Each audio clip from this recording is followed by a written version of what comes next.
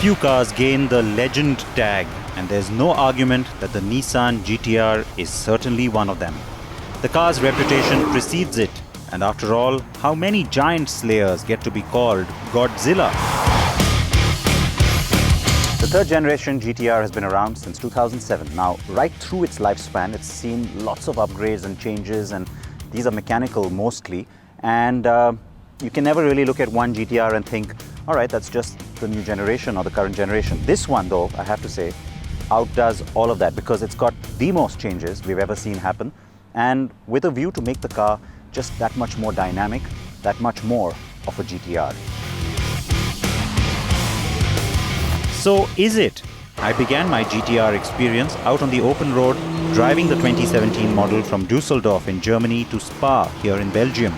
When you get into the new car's Plush Cabin, hit the red start button and bring the monster to life, it almost urges you to get going.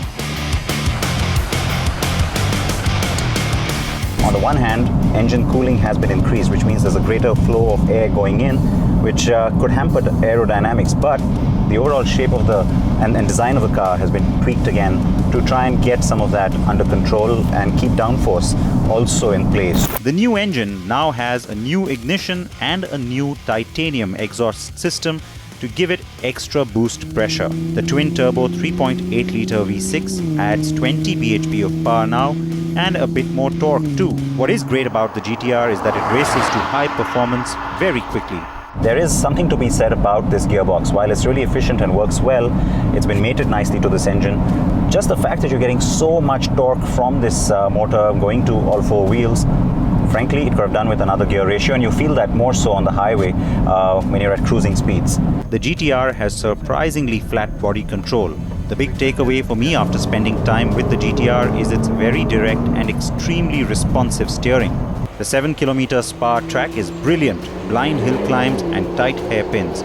Quick is the key word at this track, as it has extremely fast turns, and the GT-R was completely at home on it, despite being a gruff and somewhat heavy sports car.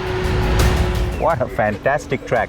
Everything they say about it is true, and the good part is that the stiffer chassis on the new car is a lot more forgiving, so it kind of lulls you into this sense of being able to push yourself without realizing it, and I've had a blast. Can't wait to go out at least one more time, at least. Luckily for me, I still had time with the GT-R back on the road. I drove the car for over 300 kilometers in rainy and very miserable conditions, and yet not once was the cabin lacking on comfort.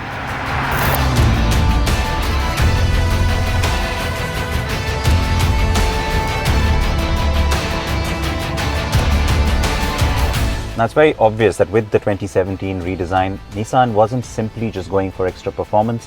It was also going very specifically after the premium car buyer, because the interior or the cockpit feel has been enhanced with all sorts of little goodies. You've got Napa leather on the dash. It's overall a much more high-end feel that you get from the trim on this cabin, but it still retains all the good bits like the R mode switches down here, and in addition, again, keeping that buyer in mind, is a better infotainment screen, and which is of course a touch screen, but also something you can navigate with this little iDrive-like menu down here.